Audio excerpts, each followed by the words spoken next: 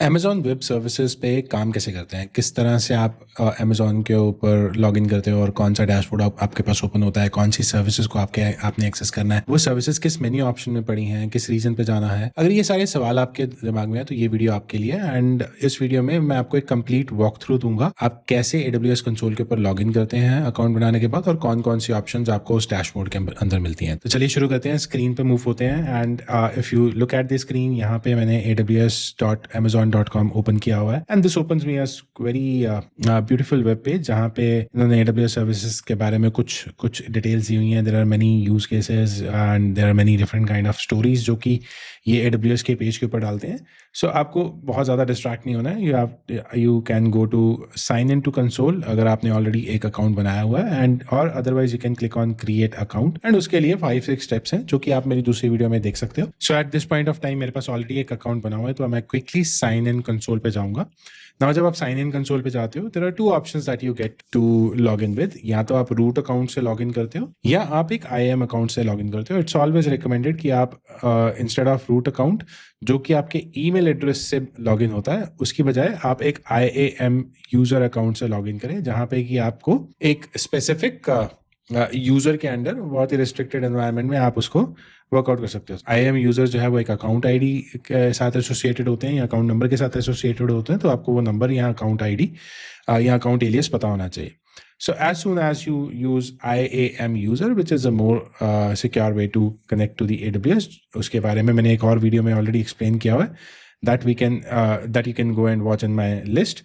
पर आप क्विकली अपना यूजर नेम डालेंगे, क्विकली अपना पासवर्ड डालेंगे and you can tap on the sign in button. So as soon as you click on the sign in button, what you are going to land on is एक AWS का dashboard है। अब ये dashboard इतना सुंदर है, इसमें आपको वो सारी चीज़ें एक क्विक टिप्स की तरह अवेलेबल होती हैं आपकी पर्टिकुलर स्क्रीन के ऊपर। सो ये मैंने अभी अपने लिए कस्टमाइज किया हुआ है, बट जब आप पहली बार इस पर लॉग इन करते हैं तो उसका जो लेआउट है वो थोड़ा सा डिफरेंट हो सकता है। सो अगर आप देखोगे, आपके पास ट्रस्ट एडवाइजर है, सिक्योरिटी है, लेटेस्ट अनाउंसमेंट है, रीसेंट AWS ब्लॉग पोस्ट हैं, एक्सप्लोर AWS है, सॉल्यूशंस हैं, सॉल्यूशंस पे cloud architect, platform engineer, AI ops and in सारी चीज़ों के कॉरेस्पॉन्डिंगली आपके पास यूज केसेस डिफाइंड है। Similarly what is the AWS documentation part, what is the current AWS health, cost क्या है उसकी एप्लीकेशंस क्या है, रिसेंटली आपने कौन कौन सी सर्विसेज को विजिट किया है, वो सारा कुछ आपको डिस्प्ले होता है। नाउ मेरे पास ऑप्शन होती है कि मैं कुछ चीजों को यहाँ से रिमूव कर सकता हूँ। So I can easily tap on ये रिमूव विजार्ड वाला जो 3 डॉट्स का बटन है। I can just simply remove these couple of things जो मुझे नहीं रिक्वायर्ड है। जैसे जैसे मैं रिमूव करता जाऊंगा वैसे वैसे चीज ये विजिट्स यहाँ से हटती जाएंगी। सो मुझे वही विजिट्स रखने की जरूरत है जिसकी मुझे रिक्वायरमेंट है, अदरवाइज मैं उनको रिमूव कर सकता हूँ एंड उसके बाद मैं उनको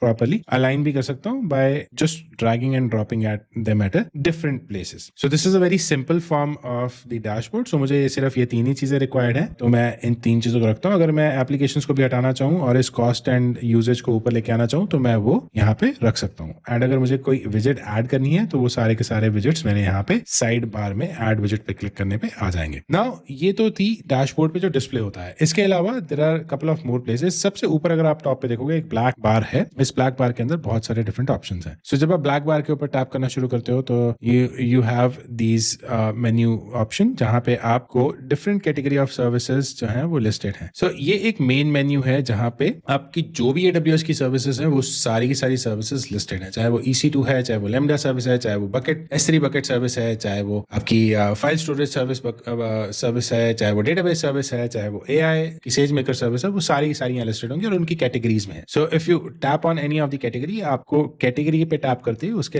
राइट हैंड साइड के ऊपर उसकी जितनी भी सर्विस लिस्टिंग है वो सारी की सारी आ जाएंगी और हर एक सर्विस लिस्टिंग एक स्पेसिफिक यूज केस को सपोर्ट करती है। सो हमारे लिए कॉमनली क्या होता है, जब भी मैं किसी क्लाउड सर्विस के ऊपर जाता हूं तो मेरे पास प्राइमरीली 4 चीजें मिनिमम चाहिए होती हैं, because what I am going to do is मैं रिमोट सर्वर्स वहां पे होस्ट करूंगा। सो AWS हो गया, गूगल क्लाउड हो गया, Azure हो गया, इन सब के जो प्राइमरी पर्पसेस हैं वो आपके रिमोट सर्विसेज प्रोवाइड करना है। सो आप ओन ना करके हार्डवेयर को आप इन क्लाउड सर्विस प्रोवाइडर्स के हार्डवेयर को यूज करते हो और वो एज ए सर्विस आपको रेंटल बेसिस पे प्रोवाइड करते हैं, जिसको हम जो है वो pay as you go model service की तरह भी भी लेबल कर देते हैं। उसका मेन एग्जांपल आप देख सकते हो कॉस्ट एंड यूजेज में, मेरा करंट मंथ का ऑलरेडी एक यूजेज हो गया, दैट इज $0.74, और पिछले मंथ का जो मेरा यूजेज था 1.70, क्योंकि मैं बड़ी मिनिमलिस्टिक सर्विसेज यूज करता हूँ। ये डेमो पर्पस के लिए अकाउंट है, तो मैं इसको किसी भी क्लाइंट के लिए नहीं यूज करता। क्लाइंट के अकाउंट्स बिल्कुल डिफरेंट होते हैं, वहां $400-500 का आराम से महीने का खर्चा होता है। तो coming back to the menu again, so हमारे पास मैं कह रहा था कि सर्वर्स जब वर्चुअल सर्वर्स जब आप डिप्लॉय करते हो, प्राइमरली 4 चीजें आपको चाहिए होती हैं। पहला होता है कंप्यूट, दूसरा होता है स्टोरेज, तीसरा होता है मेमोरी, चौथा होता है आपका नेटवर्क। सो ये सारी चीजें अगर आप डिप्लॉय करना चाहते हो तो यू कैन सिंपली सी कि कंप्यूट जो है वो मेरा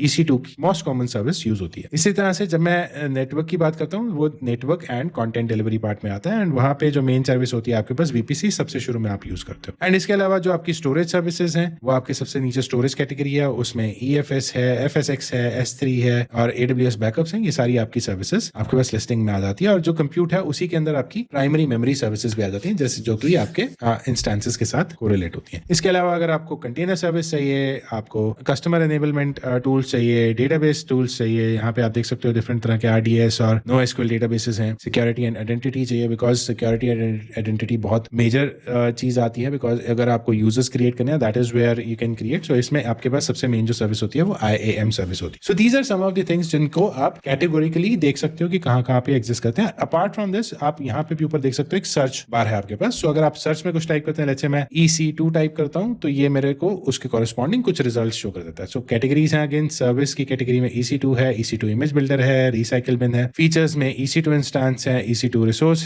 हेल्थ है, डैशबोर्ड है, सिमिलरली उसकी डॉक्यूमेंटेशन है, उसका नॉलेज आर्टिकल्स है, मार्केट प्लेस है, ब्लॉग पोस्ट है, इवेंट है, ट्यूटोरियल्स हैं। तो ये सारी सर्विसेज आपके पास एप्लीकेबल हैं। सो डिफरेंट कैटेगरी में कहाँ पे EC2 लाई कर रहा है, all those things are been listed over here. Just like जैसे आप स्पॉटलाइट सर्च करते हो अपने मैक के अंदर या आप विंडोज के अंदर सर्च करते हो, वैसे ही ये यहाँ पे एक तरह से आपकी सारी सर्विसेज का कॉमन सर्च प्लेस है। So as soon as you search it, you tap on it, you go to that particular service. Apart from that, यहाँ पे एक टर्मिनल ऑप्शन है। So terminal is all command line service. So आप GUI को use करके तो अपने tools and components को डिप्लॉय कर सकते हो। पैरेलली अगर आप लिनक्स में प्रो हो, टर्मिनल को यूज करना जानते हो, आपको AWS की वेरियस कमांड्स पता है, then you can also use this particular cloud shell, जिसको हम टर्मिनल बोल देते हैं, एंड वो एक पर्टिकुलर रीजन में ओपन होता है। सो दैट मीन्स आप जब भी कोई सर्विस डिप्लॉय करने की कोशिश करोगे, वो एक स्पेसिफिक रीजन में होगा, and that is US East 1 जो यहाँ पे लिखा है। मैं अभी आपको थोड़ी देर में बताऊंगा कि वो कैसे वर्कआउट होता है। सो अगर आप यूज करना चाह रहे हैं, ठीक है, it is going to be on the bottom, otherwise आप उसको क्रॉस कर दीजिए एंड वो क्लोज हो जाएगा। सिमिलरली मेरे पास नोटिफिकेशंस का ऑप्शन आता है। सो अगर मेरे पास मेरे अकाउंट के रिलेटेड कोई भी नोटिफिकेशन होगी, वो इस बेल बटन के ऊपर दिखाता है। Then there is a help option,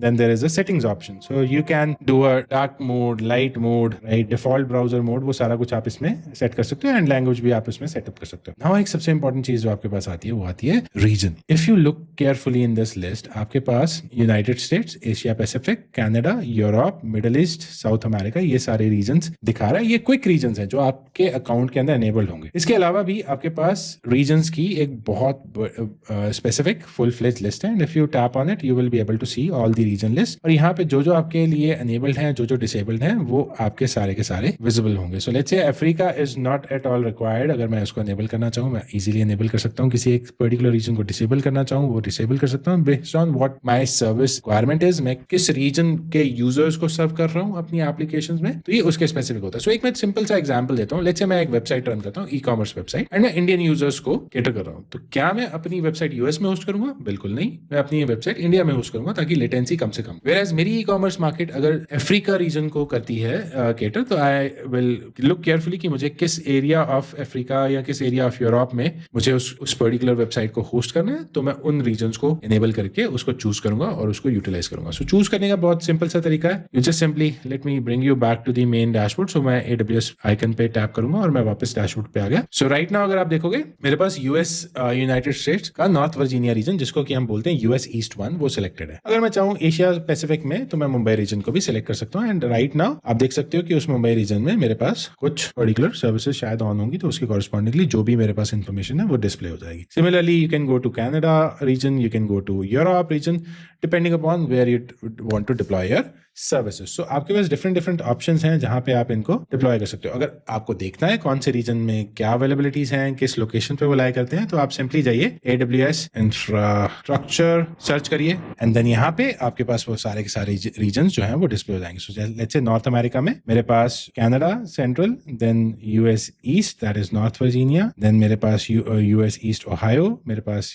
Canada west and US west and US west North California, ये वाले हैं। सो अगर मैं नॉर्थ वर्जीनिया के ऊपर टैप करता हूँ तो मुझे दिखा देता है कि वहां पे कितनी अवेलेबिलिटी जोन है और कब ये लॉन्च हुआ था, राइट। और लॉन्च के बेसिस पे कभी कभी कॉस्ट में भी डिफरेंस आ जाता है। सो ये आगे की स्टोरी है, मैं आपको अलग से किसी और वीडियो में इसके बारे में बात करूंगा, but this is how you choose your resources. And finally what you come at the end is आपके पास जो ये यूजर के ऊपर टैप करने के बाद you get a lot of other options, जहां पे आपके अकाउंट आईडी, अकाउंट नेम, आपका पर्टिकुलर एलियस जो भी अकाउंट का आप यूज कर रहे हो, account information, organization, service quota, billing and cost management, security credential. So इन सारी की सारी फर्दर सेटिंग्स को आप क्लिक करके और उसमें सेटिंग्स कर सकते हो। सो ये एक मेन डैशबोर्ड एरिया है जो कि आपके लिए बहुत इंपॉर्टेंट है समझना, बिकॉज जितना आप इससे फेमिलियर होगे उतना ही आप क्विकली अपने AWS कंसोल को यूटिलाइज कर सकोगे। And if I tap on these 3 bars, जो कि जिसको ब्रेड क्रम्ब मेन्यू भी बोल देते हैं, उसमें console, home, all services, my application, ये माय एप्लीकेशन बेसिकली मेरा अपना जो भी सर्विस एरिया है वो दिखाता है, whereas ऑल सर्विसेज में जितनी भी सर्विसेज मेरा AWS अकाउंट होल्ड कर रहा है वो सारी की सारी सर्विसेज यहाँ पे डिस्प्ले हो जाती हैं। सो अगर आप कैटेगरी देखोगे, कंप्यूट जो कि बेसिकली के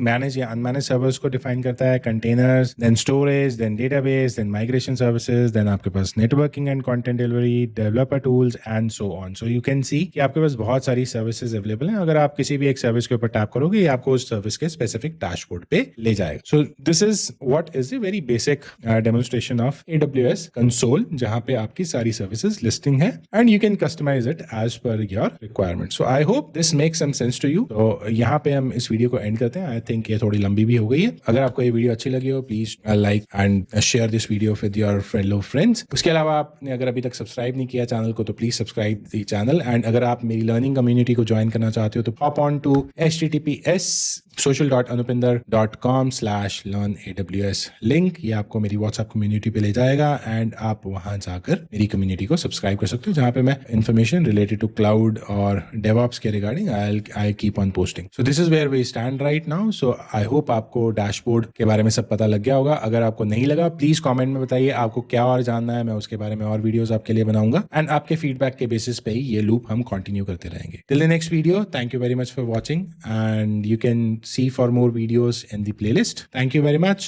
Once again, here my name is Anupinder Singh.